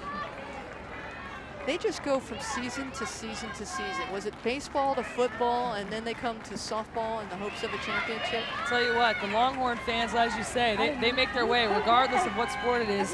They're out in force. And of course, not that long of a drive to get here to Oklahoma City. Do you try and take stuff from the other team when you're sitting waiting for your game to start and say, hey, maybe there's a couple tips I can pick up while I'm catching the game in front of me?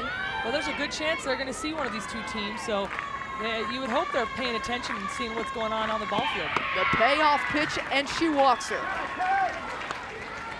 They walk Kristie Fox, the 5th walk of this game for Brianne McGowan.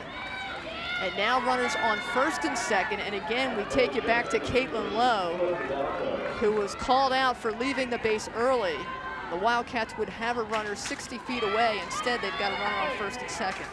And honestly, probably more so even than that is they'd only have 1 out. So now with 2 outs, they've got less of an opportunity to cash in on these runners. And that brings up Callista Balco.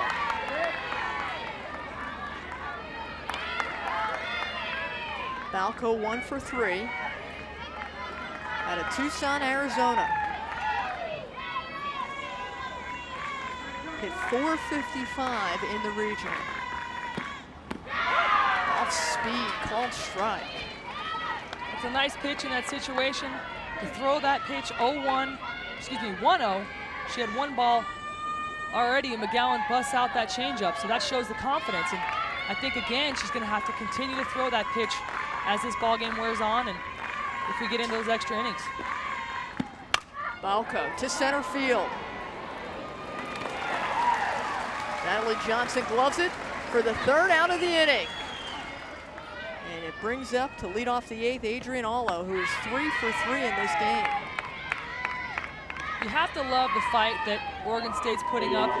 I'm not sure anybody expected this to happen. I mean, with the potent offense of Arizona, I think everyone really expected the Beavers to kind of come and enjoy the ride, but I really like the energy that you see in the dugout and really focus on each pitch, and they've put together a couple of good little innings. They've yet to cash in on the big runs, but Brianne McGowan and company have done a nice job all afternoon long, and they are in this ball game with you know, one of the top teams in the country. McGowan has done it on offense, and she's done it on the mounds. As Alicia Hollowell, second-team All-American now, has a 2-1 count on Adrian Allo. To the right side. Mesa calls for it, and she will glove it for the first out of the inning.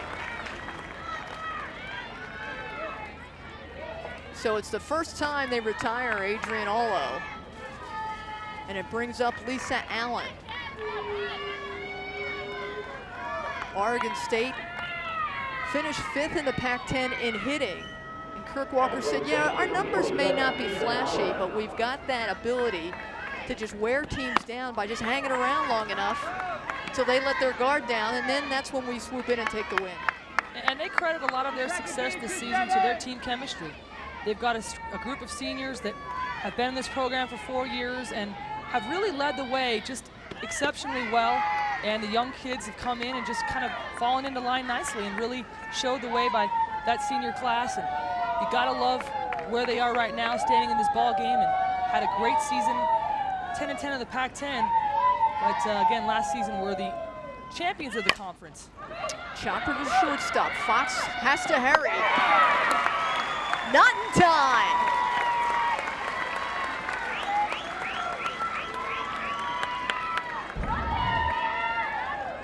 Lisa Allen does a little bit of a slapper type shot there, a chopper going up the middle to Kristie Fox at short.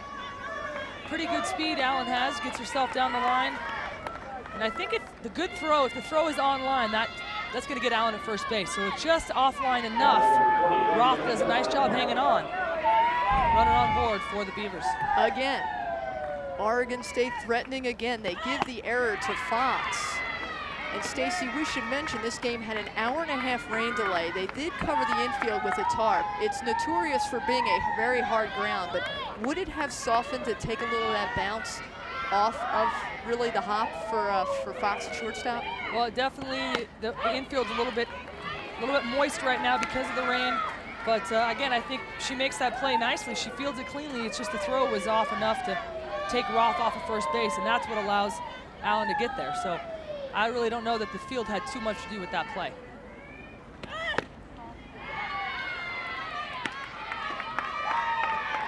Two and one. Alicia Hollowell has been the go-to for Mike Andrea, part of the 1,700 strikeout club in her career. There's a grounder up the middle. Hollowell will go to second for one. And a late throw. Yes! The surprise double play, but Arizona will take it. And we move to the bottom of the 8th. Yeah, we looked at first base like, what's happening right there? It looked like a sure thing that she was safe, but Iapala, when you take a look at the replay, was beat by a step by the throw, and it was the 3rd out of the inning. So up come the Wildcats here in the bottom of the 8th. 1 run will win it, and the freshman Liles set to lead it off. Arizona 5, 6, 7 in their batting order, and this is the part of the order that Coach Ray and Coach Candrea both said was so vital to their success this postseason. You can't expect Caitlin Lowe, Autumn champion Kristie Fox, and the people at the top of the order to always get the job done. So this would be a great chance for the bottom of the lineup to get in on the action.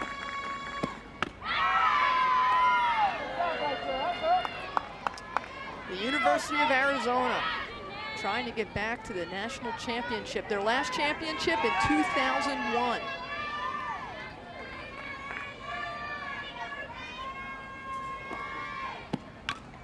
Ball fouled back. You know, when you come into a program as storied as an Arizona Wildcat team, you did for UCLA, you go into the locker room, you see the trophies, you see the history of the great All-Americans on the wall. Is there pressure to keep up the tradition?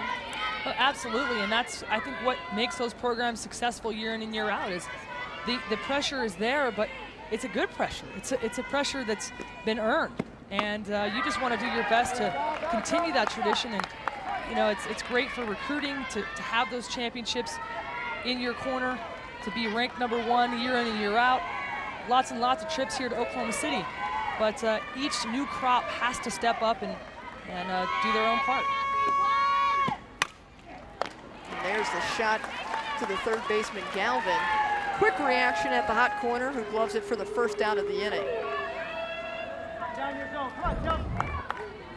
That screwball gets in on the hands of Liles. A good pitch, good spot for Brianne McGowan. And again, she talked about that being a pitch she's really developed this year. Wanted to make sure that right-handed hitters couldn't get up there and sit on her curveball. So nice mixing there by the pitcher in the circle. Chelsea Mesa, who is hitless in this College World Series, hit .500 at the regionals and had 5 RBI as well.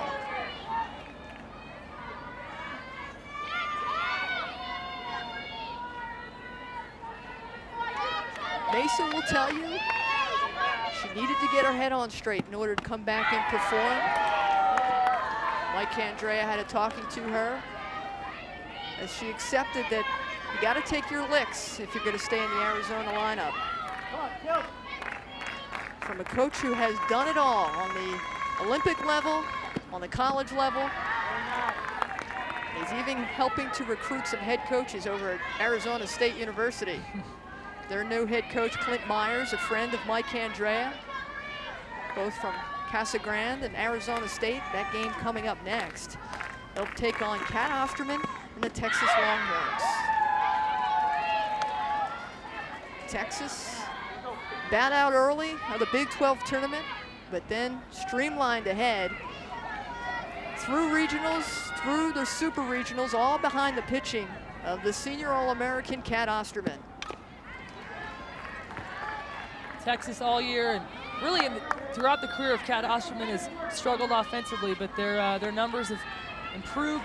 Desiree Williams right there sitting on the bucket watching. She's had just great success this season on the offensive side, and they're definitely poised to make a run for their first national championship. The 2-2 pitch to Mesa. And Chelsea Mesa takes a look at ball 3.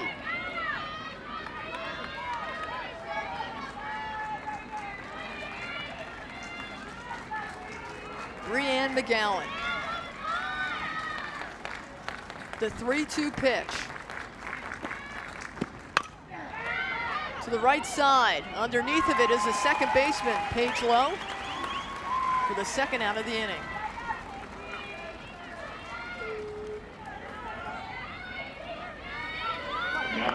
We're in Oklahoma City, Oklahoma. Women's softball College World Series. Game 1 between the University of Arizona and Oregon State University. It's an all Pac-10 matchup.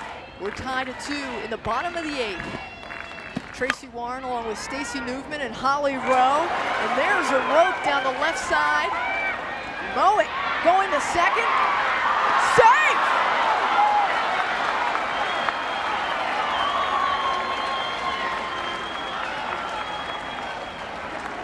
So Taryn Mowat, a 2-out double.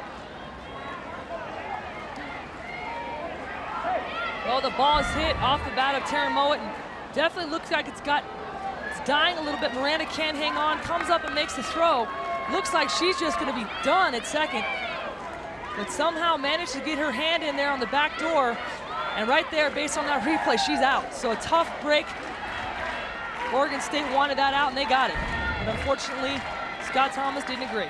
Just the first double of the year for Mowat, and it may come at a big break for the Wildcats. And maybe that's why Mowat came up smiling. She knew she came in behind the tag. Not to mention a little questionable her trying to take that extra base. Not necessarily the quickest runner on the planet, so being aggressive there so far has paid off. Lainey Roth.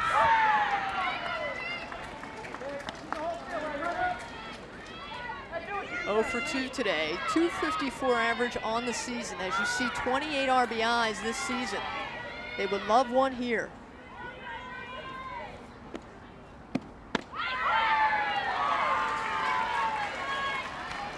1-2 now. Once again, McGowan going with that screwball in and tight on the hands of that right-handed hitter.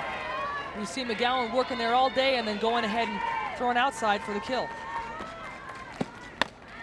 Ball high. Oregon State head coach Kirk Walker will tell you he has video on every hitter in the Arizona lineup, including Laney Roth. He knows what they like, he knows what their tendencies are, and he knows how to get them out. It's Brianne McGowan's job to bring it home. Well, and that's really the benefit of playing a team that you've played all year. You know, the book is complete. You've got tons and tons of information on everybody on the other opposing team, and there's not any big mystery to what they bring to the ball game. So in this matchup between Arizona and Oregon State, they both have an edge on each other, really. Ball 4.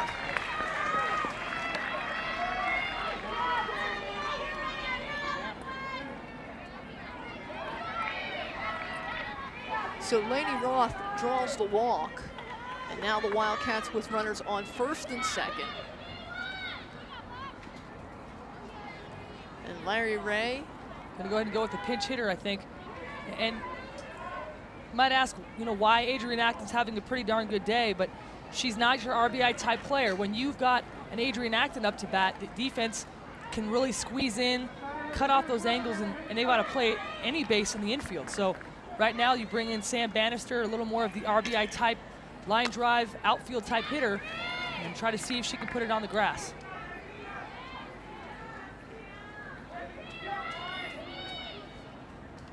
So McGowan and Oregon State trying to hold the fort. We're tied at 2. Kirk Walker's squad has threatened almost every inning offensively. They've managed to push across 2. The Arizona Wildcats are threatening right now after Brianne McGowan has thrown 140 pitches so far, 81 of them strikes. And this is the hitter that Brianne McGowan wants to go after.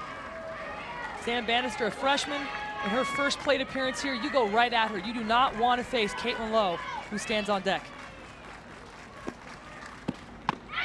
Only the 7th pinch hitter used for the Arizona Wildcats all season, so Mike Andrea sticks with his lineup.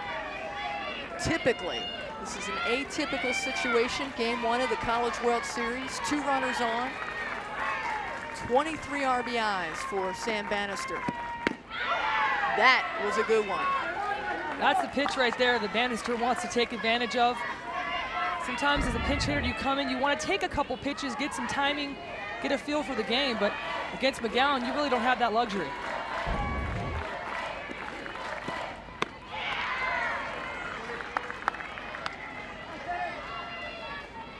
Arizona, as we mentioned, they sparingly use their bench in pinch hitting situations. This is just the 7th time, and the first time in the College World Series of 2006. The 2-1 pitch, ball fouled off. A little bit of a break there for Oregon State, because that had ball 3 written all over it. Instead, the count evens at 2-2. Counting those pitches, Taryn Mowat at second, Laney Roth at first. 2-2 ball game, 2-2 count, 2 outs here in the bottom of the 8th.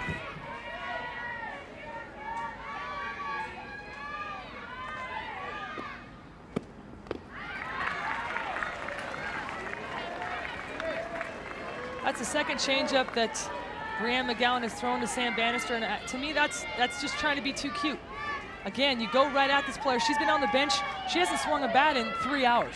So you go right at her, and you don't want to take any chances of getting to the top of their order. The payoff pitch, and the runners are going. Strike 3!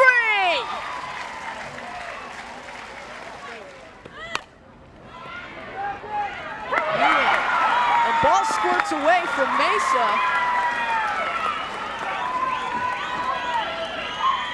And that will be an error on Arizona.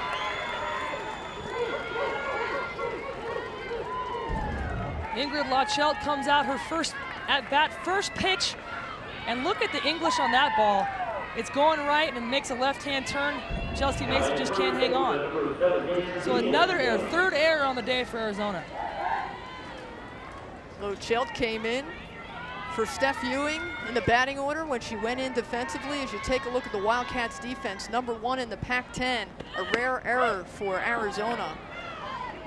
And that brings up Deanne Young. Stacy, both of these teams have had their opportunities. They both have stranded their fair share of runners on base. On the day, Oregon State has left 6 on, and Arizona has left 10 runners stranded today.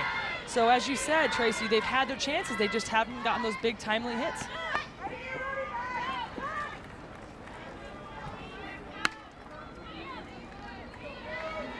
Balco getting a workout there. Handling Alicia Hollowell, who has gone the distance. Both of these pitchers have gone the distance. The pop-up to the left side. Left fielder calling it. And Autumn Champion will take control for the second out. Check that, the first out of this inning.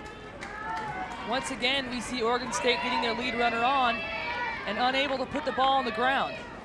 And those are the types of mistakes. They don't show up in the books, they're not an error, but those are the mistakes that Oregon State can't afford to make. Arizona is too good. Alicia Hollowell is too good. And simply putting the ball on the ground should not be too tall of an order for the Beavers. Well, Kirk Walker giving Brianne McGowan perhaps a little pep talk. Not that she needs it, but maybe saying, wouldn't it be nice if we could go home right now and you repeat your theatrics of the 5th inning? Absolutely a conversation with his pitcher/hitter, and we talked about her big home run, but certainly she'd love to get the job done with her stick.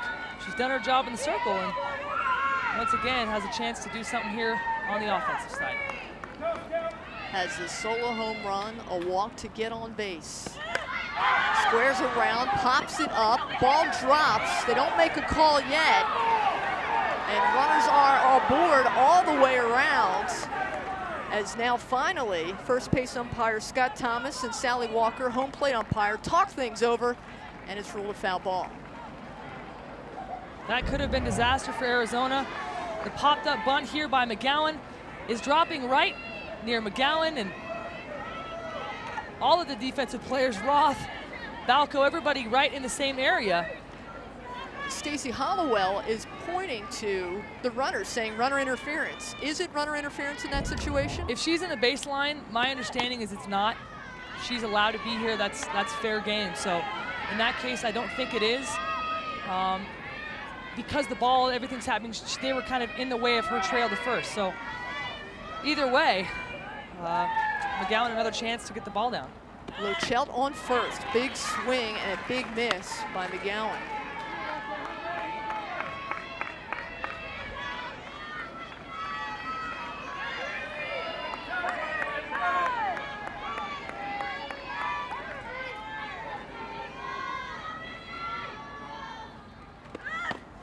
Struck her out! Uncharacteristically for Arizona, their fielding is not top-notch this game. 3 errors. There is your first, a throwing error by Alicia Hollowell. And then the second by the shortstop, Kristie Fox, late on the throw. And then here, the second baseman, Chelsea Mesa. 3 errors for the Arizona Wildcats, who came in the top fielding team of the Pac-10 Conference. Just their second game with 3+ errors. Biggest boon for Oregon State is that they've yet to really make that pay.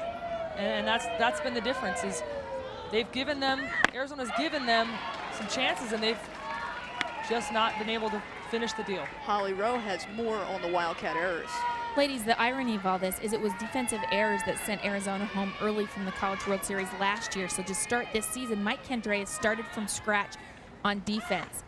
He started all over. He had them doing more defensive drills than ever. In fact, Kristie Fox said, we did more defensive drills this year than I did in my freshman and sophomore years combined. It's been a huge point of emphasis for Arizona this year, but for some reason it seems to be plaguing them again today. Would you say, Stacy, that perhaps the College World Series atmosphere contributes to that, or it's just that Oregon State's just putting the pressure on the Wildcat defense? It's hard to say. You look at a Kristie Fox and Alicia Hollowell, two players that have been here before, understand the pressures of this environment, and two of those errors go to those two. So I don't think they're really jittery. It's just the little details, and they've not taken care of the ball. And there was a big detail. It was a strikeout. The second strikeout victim this inning, Caitlin Lowe.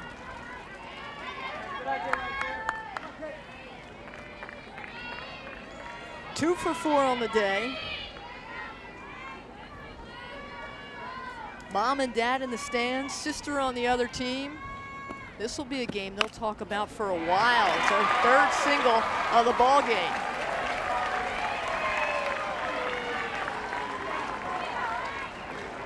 Caitlin able to sneak one past her sister over at second base, and running through the box, that's the best spot on the field, is up the middle. There's no defense in the infield spot. So nice single, leadoff single, and Arizona now gonna go ahead and do what they do best, and that's advance the runner and let their big RBI hitters come up and do their job.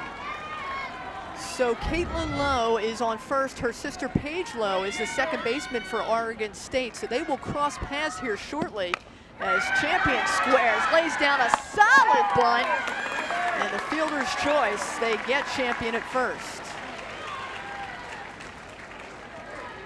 Picture perfect bunt by Autumn Champion and a nice defensive play by Lisa Allen.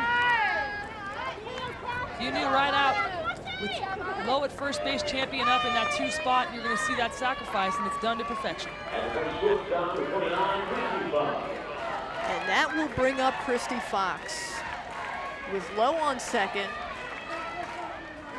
and Fox, who already has an RBI in this game.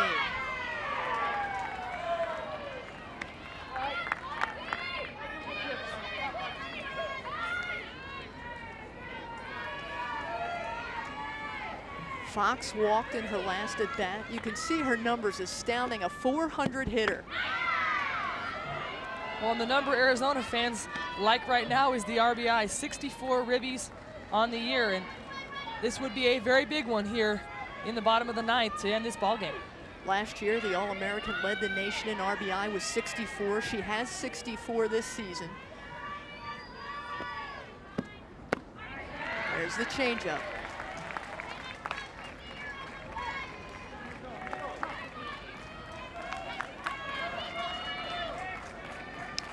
Out of San Diego, California, friends at Mount Carmel High School, cheering on Kristie Fox with Caitlin Lowe on second base.